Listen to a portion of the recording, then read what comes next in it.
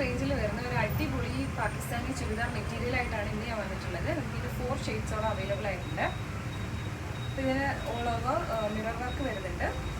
സാധാരണ നമ്മൾ കാണുന്നതിൽ നിന്നും വ്യത്യസ്തമായിട്ടുള്ള പാറ്റേണിലാണ് ഇത് വന്നിട്ടുള്ളത്. നല്ല ബ്യൂട്ടിഫുൾ ആയിട്ടുള്ള കളർ കോമ്പിനേഷനാണ്. അപ്പോൾ നമുക്ക് ഓരോന്നായിട്ട് കാണാം.